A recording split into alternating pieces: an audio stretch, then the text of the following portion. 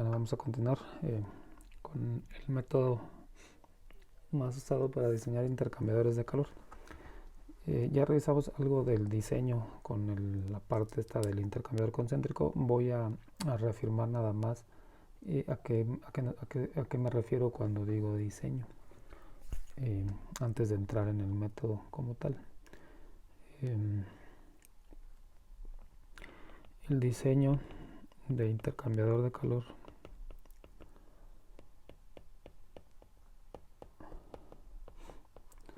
se refiere esencialmente a contestar una de estas dos preguntas que voy a escribir de acuerdo a la situación en particular. Las situaciones son las siguientes. En una se va a adquirir un intercambiador de calor.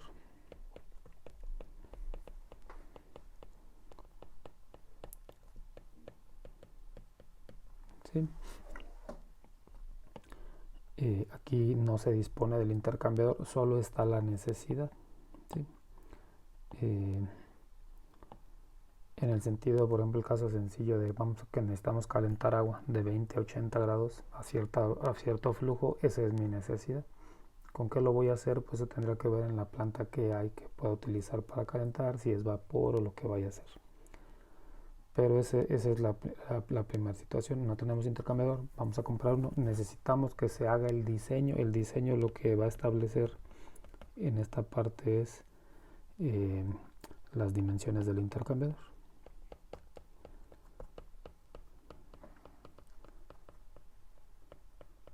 Esencialmente el área de transferencia de calor. Sí, entonces en esta primera situación el diseño contesta esa pregunta de qué necesitamos comprar, el intercambiador, qué área debe tener de transferencia de calor para que cumpla con esa necesidad que tengo. Entonces esta es la parte más tradicional, a lo que generalmente la gente le llama diseño, donde no hay nada, vamos a comprar algo. ¿Sí? Pero también está la otra situación de ya tenemos un intercambiador de calor.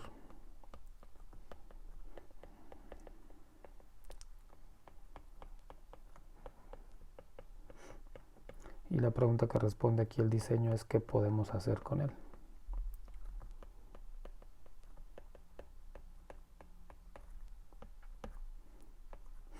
Sí, arriba más bien la pregunta pues es cuáles son las dimensiones del intercambiador para que cumpla con lo que queremos en la primera situación. En esta otra situación, si el intercambiador ya existe, el área ya es conocida o las dimensiones ya son conocidas. Más bien es ahora con esa área, con ese intercambiador, esas dimensiones, ¿qué podemos hacer con él? ¿Podemos calentar el agua de 20-80, sí o no? ¿Qué podemos hacer con él? ¿Sí? Las dos situaciones se llaman diseño. Lo más común es que la gente identifique el diseño a la primera, a esta. Pero pues también es diseño. ¿Sí? El método, de manera general, en realidad el problema está visto nada más desde puntos diferentes. En una no existe el intercambiador que hay que comprar, en la otra ya existe, ¿qué puedo hacer con él? Como digo, me refiero al aspecto de las ecuaciones no van a cambiar de acuerdo a tu situación. La termodinámica no va a cambiar y el transporte a través de resistencias pues tampoco.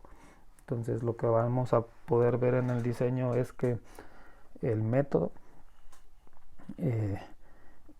puede contestar las dos cuestiones. Más bien depende de ti de qué cuestión te aplica para ti y el método lo resolverá.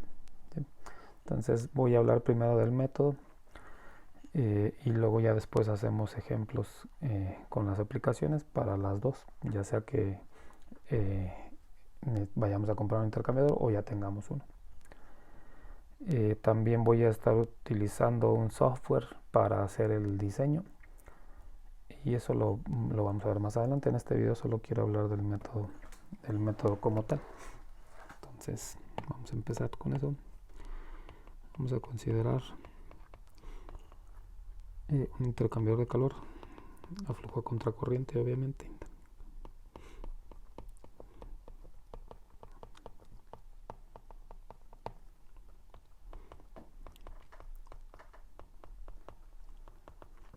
Donde tenemos tenemos esta situación donde CH, no lo voy a escribir acá abajo, donde CH es mayor que CC. De acuerdo al video anterior, el fluido que experimenta cambios más importantes de temperatura es el frío. En el video anterior no pierdan de vista que CH era mucho mayor que CC, ¿sí? Por eso el fluido caliente, su temperatura no cambiaba considerablemente, y solo la del frío, ese sí presentaba los cambios más grandes. Aquí nada más estoy considerando que CH es mayor. ¿Qué implica eso? Que los dos fluidos experimentan cambios de temperatura, pero el frío experimenta cambio más pronunciado que el caliente, ¿sí? Entonces vamos a dibujar los perfiles, que sea un poco más claro. Temperatura, posición. Entonces vamos a tener nuestro fluido caliente que va a entrar por aquí y pues se va a enfriar.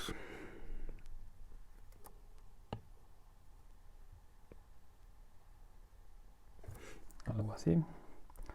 Esta va a ser la de salida. Si experimenta cambio, como ya dije, pero el frío experimenta más cambio.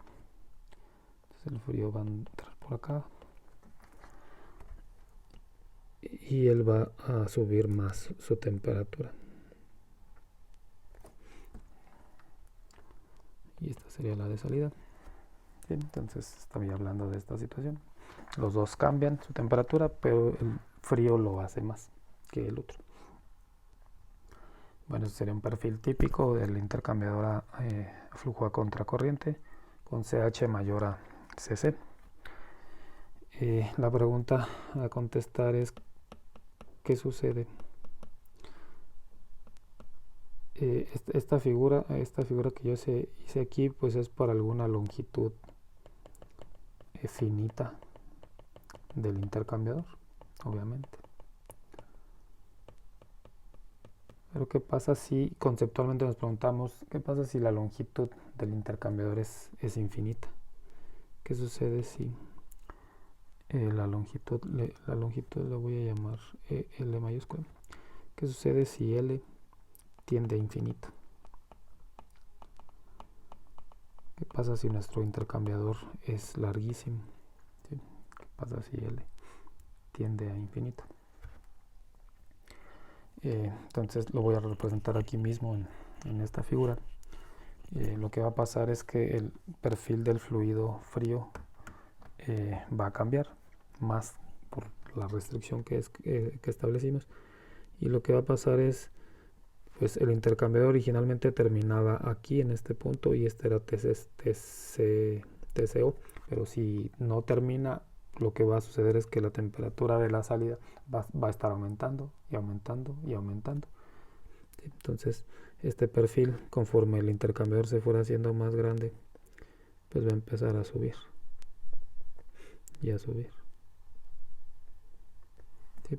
En el caso de esta parte, que el límite fuera infinito, pues lo que va a pasar es que el perfil va a ser de tal manera que la temperatura de salida del fluido frío va a alcanzar, esta va a subir hasta acá. ¿Sí?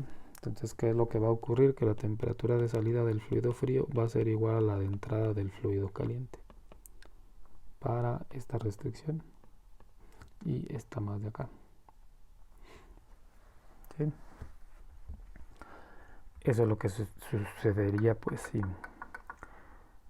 si el intercambiador fuera infinito. ¿Qué sucede aquí entonces si retomamos el perfil original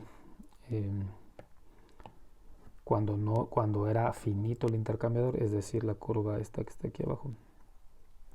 Pues los fluidos intercambiaron calor, el caliente se enfrió, el frío se calentó, y esta fue la temperatura original a la que salió el frío.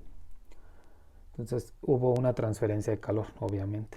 Vamos a representarlo como, en ese caso, pues, se transfirió calor así. Y fue el calor real que se transfirió.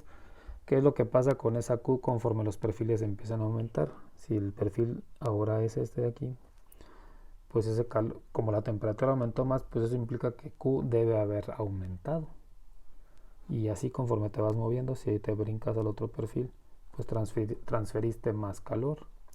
De tal manera que cuando te presentas en la longitud es infinita, pues resulta que llegas a esta curva de acá, de la línea cortada, y se cumple esta restricción y ya no puedes transferir más calor, ¿sí? Entonces pasaste de esta Q, vamos a poner aquí que es real, a una velocidad que se transfirió aquí, que voy a llamar Qmax, ¿sí? Entonces Qmax es si lo más que pudieran intercambiar de energía esos fluidos que estás metiendo al intercambiador, pero tendría que ser para una longitud infinita. Entonces, como los intercambiadores no son infinitos, son finitos, pues no, tú transfieres una Q real que es menor a Qmax. Sí, entonces voy a seguir trabajando con las ecuaciones, pero entonces Qmax, voy a escribir aquí abajo, Qmax representa la velocidad máxima de transferencia de calor.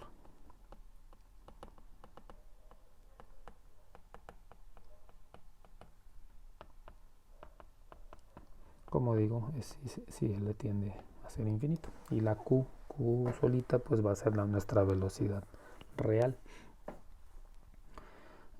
Vamos a tomar las ecuaciones de termodinámica para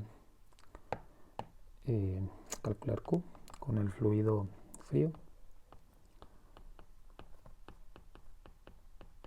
que es la ecuación 2. Y voy a sustituir esta información de aquí. Tc0 es igual a THI, es decir, voy a considerar que L es infinito y Tc0 es igual a THI, y lo voy a sustituir aquí entonces. Y como esa es la condición máxima de transferencia de calor, pues esta Q la voy a llamar Qmax. Entonces Qmax, si lo pudiera calcular, sería nada más pues esto, mc cpc thi menos tci. Entonces si pudiera calcular cuánto sería lo más que pudiera transferirse de calor entre los fluidos, ¿sí? Y estaría dado por esa expresión que está ahí encerrada. ¿Qué pasa si ahora cambiamos la restricción esta que está acá? ¿Qué pasa si ahora CC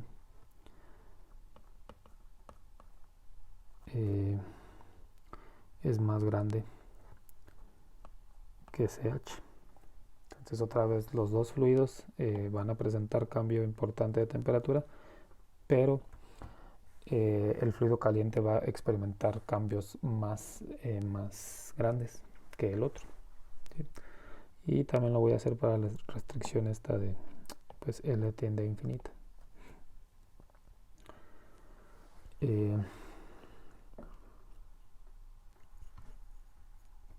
Aquí ahora la temperatura, la que voy a seguir es la temperatura de salida del fluido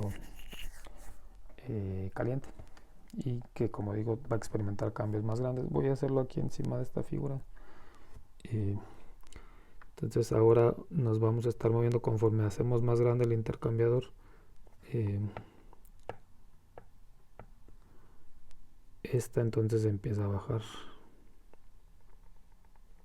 y sigue bajando, sigue aumentándose la longitud, y eventualmente la línea, voy a alcanzar mi límite, que va a ser esta línea en azul, que la voy a sobreescribir, y alcanzaría mi límite. Entonces la temperatura de salida del fluido caliente ahora va a alcanzar este que es su límite. Entonces ahora va a ser TH0 va a ser igual a TCI, ¿sí? Entonces para estas condiciones en verde, lo que obtenemos de nuestro análisis es que TH0 es igual a TCI.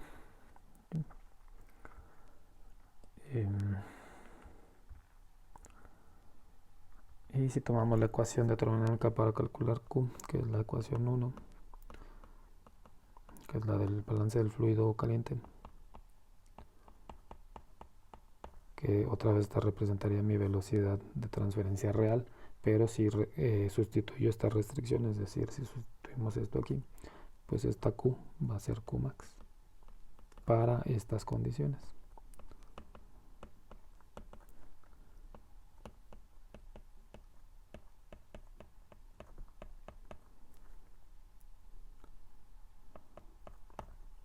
Y obtenemos esta ecuación en verde. Y como pueden ver, esta ecuación y esta pues son exactamente no es cierto, no son iguales, pero ahí están las dos ecuaciones para calcular la velocidad máxima de transferencia de calor que pudiera existir si el intercambiador fuera infinito, y dependiendo de las condiciones. Los voy a escribir aquí para la de arriba. Acá sería CH mayor a CC, L tiende a infinito, y para la verde sería, por lo que está aquí, CC mayor que CH y L tiende a infinito. Independientemente del caso, ya hablando de un intercambiador real, pues no tienes las dos situaciones, o se cumple esto o se cumple esto, ¿sí? Bueno, entonces ahí tenemos esa ecuación, y lo que voy a hacer es generalizarla para que nada más tenga una. Entonces, como digo, recalco que solo vas a tener o tienes esta condición o tienes esta, ya de manera práctica, ¿sí? Entonces lo que voy a hacer es escribir una ecuación general para Qmax,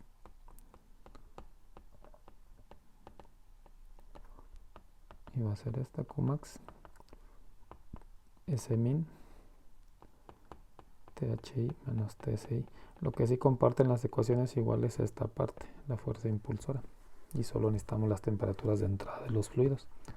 Entonces esta va a ser la definición o la ecuación general para calcular Qmax,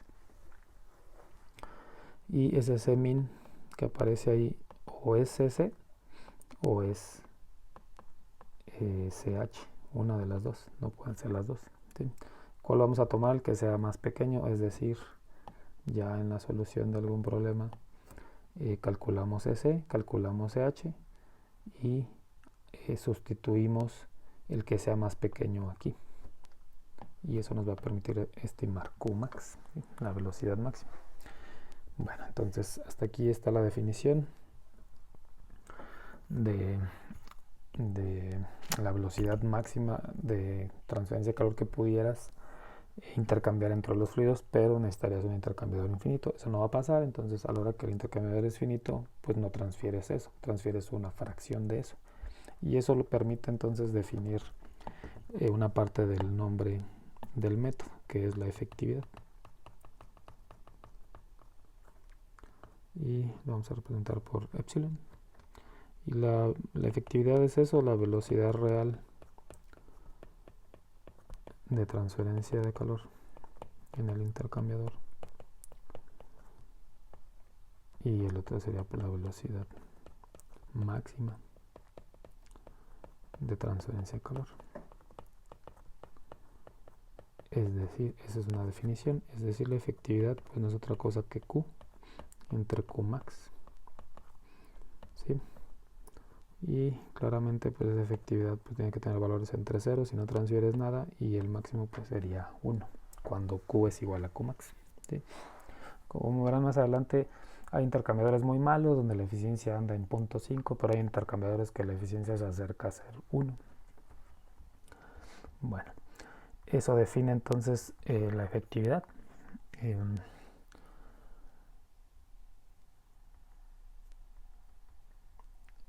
Y entonces el método, hasta este momento el método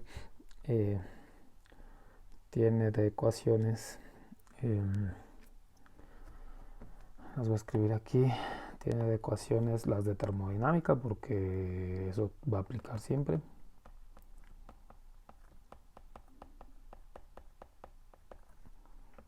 La ecuación, la 2, bueno, que las puse al revés, la 2 y la 1.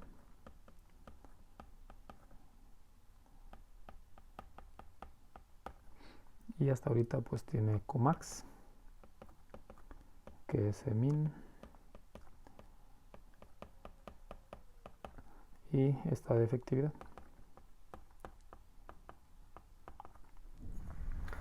Hasta ahí vamos en el método. La otra cosa que aparece en el nombre del método es el NTU. Entonces voy a hablar de esa parte, no voy a hablar mucho, me interesa más que aprendan las aplicaciones. NTU es la abreviación del número de unidades de transferencia.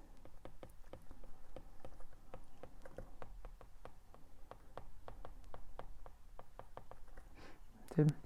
Y está definido de esta manera. NTU es U por A entre C min. C min ya lo definimos. Y aquí aparece entonces las cosas que nos interesan para el diseño. Y aparece pues algo más allá de la termodinámica o de la parte conceptual. Está el coeficiente global de transferencia de calor. Y aparece pues también por aquí el área. Sí, entonces esta es una ecuación adicional del método NTU. NTU igual a eso que está ahí. Y lo que vamos a ver es que existen ecuaciones donde la efectividad es función de SNTU. También es función de lo que se llama CR, que lo voy a definir de una vez aquí. CR es Cmin entre Cmax. Entonces voy a regresar acá. Hay que establecer quién es más pequeño, si CC o CH. Si por ejemplo definimos que CC es el valor, que CH es el valor más pequeño, pues él va a ser Cmin y el otro valor automáticamente se hace Cmax o viceversa, como haya salido. Esos nos permiten calcular luego este CR que necesitamos aquí. Entonces lo importante es que hay ecuaciones que relacionan la efectividad con NTU y también al revés, obviamente también sería NTU como función de la efectividad. ¿Sí? Esas ecuaciones ya están derivadas para todos los intercambiadores de calor más comunes. Para los concéntricos, que ya vimos otro método, este método también tiene ecuaciones para ellos. Tiene coraza y tubo, los de flujo cruzado, los más comunes, las ecuaciones ya están derivadas y están en la presentación de intercambiadores de calor. Me voy a pasar entonces a la presentación, nada más para ver de qué estoy hablando cuando digo de esas ecuaciones.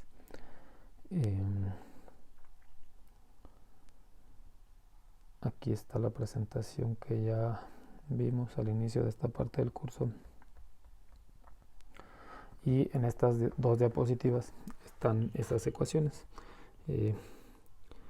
Voy nada más a señalizar alguna para que vean a lo que me refiero.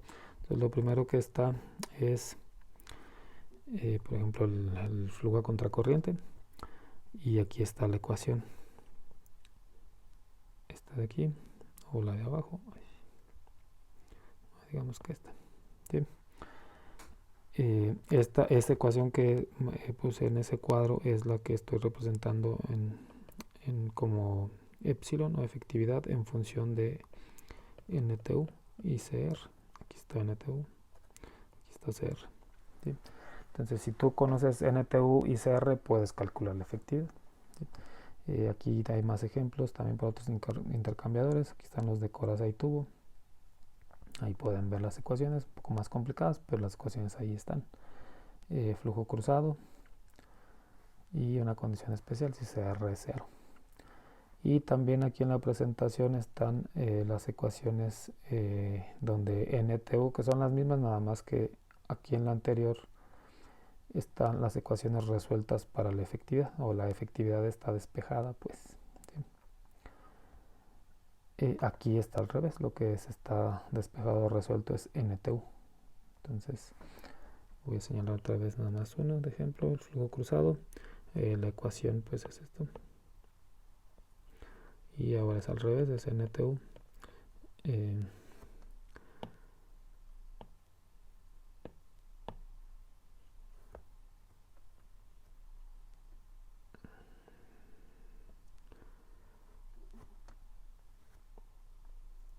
A ver, me salí por aquí. Son ahora flujo cruzado, esta, pero ahora está como NTU, que es función de la efectividad y de SR. ¿Sí? Entonces, y ahí pueden ver los de coraza y tubo por aquí. Ahí está la ecuación, flujo cruzado. Entonces ahí están los intercambiadores más comunes y están aquí ya las ecuaciones disponibles. ¿Cómo vamos a resolver de manera general? Regresando acá, ¿cómo vamos a contestar estas preguntas? Y voy a hablar de manera general cómo contestaríamos las dos utilizando el método. Entonces, voy a hablar primero de esta cuestión. No tenemos intercambiador, necesitamos calcular el área a partir del método. ¿Sí? Entonces lo voy a escribir aquí mismo. Entonces para ese primer caso, aquí nuestra incógnita principal es el área. ¿Sí? Entonces el área, como ya dije, está en la definición de NTU. Está aquí, entonces nuestra incógnita principal es esta. ¿Sí? ¿Qué implica eso? Que si no conocemos A, pues no podemos calcular NTU. ¿Sí? Entonces deberíamos poder calcular la efectividad. Y como digo, todo esto es nada más un procedimiento general que vamos a ver ya de aplicación en los ejemplos. Entonces A es incógnita, debo poder calcular Q, debo poder calcular Qmax, debo poder calcular la efectividad. Y una vez que conozco la efectividad, calculo NTU a través de la ecuación que veíamos ahí en la diapositiva, donde NTU es función de efectividad y CR, pero ya obtuve estos. ¿Sí? Entonces puedo calcular NTU y luego ya calculo el área de la definición de NTU. ¿Sí? Esta ya la conozco, debo poder calcular el coeficiente global, Cmin, este Cmin que está aquí abajo, y entonces de aquí resolvemos para el área. ¿Sí? En la otra cuestión, en esta que está por acá, el área es conocida. Aquí el área es conocida, ya no es una incógnita. ¿Qué va a ser una incógnita? Por ejemplo, cuando digo en la segunda cuestión así, ¿qué podemos hacer con él? Más bien ahí es, por ejemplo, pensando en la necesidad. En la de arriba era, tengo agua a 20 grados y quiero que salga a 80. ¿Sí? A este flujo porque es mi necesidad. ¿Qué intercambiador necesito? Acá pudiera tener la misma necesidad, pero el intercambiador ya existe. Más bien entonces el agua va a entrar a 80, a este flujo, ¿a qué temperatura puede salir? ¿Sí? Entonces esa pudiera ser la incógnita. La temperatura de salida del fluido frío, ¿a qué va a ser igual? A eso me refiero con la pregunta de qué puedo hacer con él. ¿Sí? Aquí como el área es conocida, deberíamos poder calcular NTU. ¿Sí? Entonces, como van a ver aquí, el procedimiento es inverso. Puedo calcular NTU. Ya que tengo NTU, calculo eficiencia a través de estas ecuaciones que estoy diciendo de la diapositiva, la eficiencia en función de NTU y de CR. Calculo eficiencia, calculo Qmax con la ecuación que tenemos y luego ya calculo Q utilizando las dos informaciones anteriores, la eficiencia por Qmax, y luego TC0 pues va a salir del balance de energía.